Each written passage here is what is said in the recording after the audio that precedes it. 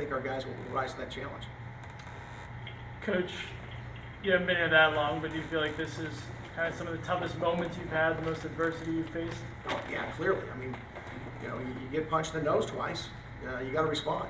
And like I said, the first 2 years, last year, we didn't have a whole lot of adversity. We had some tough games, but not where you have to reevaluate what you're doing. The first year early on, we had some back and forth there early in the season, but we got on a pretty good roll.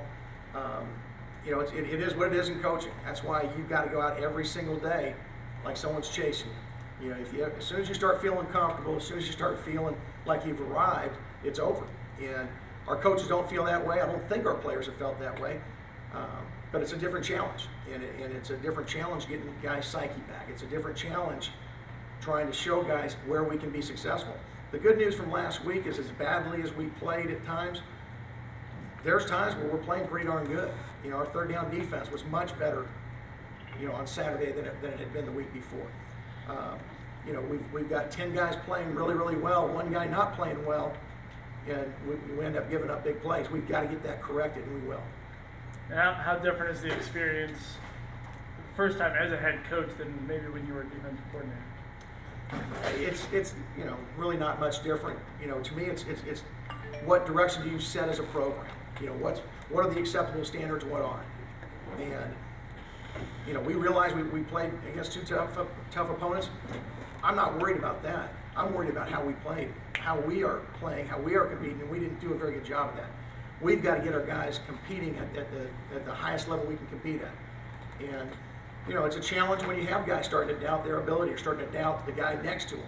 And that's our core values are trust, truth and love. You got to be able to trust the guy next to you. And we've had too many situations where we're losing that trust. We've got to get that back. Coach, what have you seen the last week or even 2 weeks that you've been happy with, that you've wanted to build on, that you want to see more of, especially at home in your home opener? Well, like I mentioned, I think defensively, especially early on in the game, we did a much better job in third downs, getting off the field, getting pressure on quarterbacks. We still giving up a big play and making things easy. We start the ball game off giving up a sluggo route. We're in great position to make the play. I mean, we're covering it just like we're taught. But then our eyes get bad. We start looking in the backfield, and if you talk to our offensive coordinator and look where our corner was when the slant and go was broken off, we're probably mad at the quarterback for throwing it, but he just runs by our guy because of where his eyes are. We've got to be able to get our guys more consistent with their eyes. I mean, there's a lot of different things. Offensively, I think when Brandon's come in, he's effectively moved our team, and that's good to see. Especially at times when the game was in doubt. When we go fast and we're in rhythm, I think our offense can be effective, and we're going to need to be because Nebraska is very, very good, very, very physical. And on the flip side of that, something that hasn't worked the first 2 weeks that maybe you weren't able to correct in the USC game, what is something that you've seen on film that you need to do better on Nebraska? Well, clearly our pass defense has got to get better.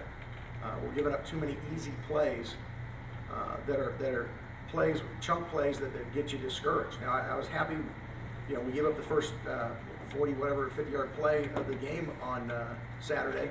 Our defense responded, went 3 and out from that point, made him kick a field goal. Those are the things that you start getting encouraged about, that hey, we can do some things. We're deficient right now in a couple positions that we've got to correct, and we're looking at all possibilities right now. Would you put that more on fundamental problems or technique issues, or is it a personnel problem where you just might not have the guys to line up outside and play consistent coverage against some of the guys you're going to have to face? Well, it's always a combination of those things, Cam. We're not playing the techniques correctly at times, and part of it's personnel. The first 2 weeks we played against probably two of the best receiving crews in the country. That's the challenge of it. You got to step up, and when you have a personnel maybe slight disadvantage, you better play your technique right. You better have your eyes right. When you don't, it gets exposed. And anytime we call defense, there's going to be a strong part of your defense and maybe some part you're going to be a little bit weaker. The defenses we called when those guys threw the ball over our head, there's no excuse. We had help underneath. It wasn't just man coverage. So those kind of things we got to get straightened out. You know, tackling in open field, the fundamentals of it we weren't doing right, but you know, there's a guy that's pretty explosive that's making guys miss. You know, so it's a combination of things that we've got to get better at. You indicated you told Robert in today's story that you were going to put more emphasis in the open field tackling drills this week. I guess that just begs the question: were you not doing that before? Were you not doing it enough? Were you not doing it hard enough? Well, you know, I think every year you go into a season, you have to take into account how much hitting, how much physical open field stuff can you do and still be healthy. And it's always a mix. And clearly, you know, I either miscalculated, you know, the amount, so we're trying to correct that now. You know, we basically hit the same that we have both, you know, fall camps. If we're not getting it done, you got to reevaluate. And that's what we're going to do. We're not going to just keep forging forward saying we've done enough. We're going to, you know, uncover every rock. We're going to try to look at every way we can improve to help our players so that come Saturday, they've been in positions, you know, they've got the reps and the technique down where it becomes natural. Because right now we're not where we need to be at some positions. So kind of what you're saying is that you worked on open field tackling this We work year on- the same as you did the first 2 years, but this team needs it more, right? Apparently, because you know we work open field tackling in every practice. You know, we don't necessarily put a guy on the ground every practice, but the fundamentals, the techniques of it, getting your hips low, striking low to high, all those things you do in practice, we've got to be able to emphasize it even more, and we'll have periods where we're going to do that. You know, good versus good, and you know, there's always a risk when you do that if you're going to have a guy tackle the ground, but we need more of that. Hey, Coach Scott Johnston, Valley Bay News. Do you plan on naming a starter after the game? Starting QB, sorry. After the game, Yes. we'll see how they do. I'd like to be able to, but we'll see. Okay. And I've noticed this year that the running game so far has gotten off to a really good start. What do you think the biggest difference this year has been as opposed to last year where it really struggled? Well, I think we ran the ball effectively against USC. We did not run the ball effectively last week against Utah, not effectively enough. You know, we took 7 sacks, which obviously detracted from our rushing yardage. I think part of it is when Brandon's in there and we're doing a little bit more quarterback run-wise, there's an extra, you know, guy they've got to account for. Brian's capable of doing that too. He just hasn't shown it as much. I think those kind of things can help. And I think when we get in a rhythm and tempo, you know, when we get a defense on their heels, you're able to run the ball more effectively. And, you know, that's what we've got to continue to stress is that tempo and be able to perform at that tempo. Coach, I know you said you'll be evaluating the 2 quarterbacks this week before you make any decision. Is there a chance we could see Brandon start this game to kind of get a different look in that sense? No doubt. You know, because he's, like I mentioned, he's doing some good things, but we've got to go through, you know, our practice and see where he's at in the knowledge of the offense and, you know, can he get us the right plays against their defense. Coach, is Brandon completely healthy? I know he got banged up a little bit on Saturday. You know, I think he's going to be fine. You know, we're not going to talk about specific injuries, but I think he's going to be fine. Is there a chance that you could name a starter before Saturday? Because so far you've waited till game day both weeks. There's a chance, but we'll see how they go through practice. You know, like I mentioned, I'd like to be able to do that, but we've got to feel good about this guy's going forward. It's going to be our guy, and until you know we feel good about that, then, you know, we're going to have them both play.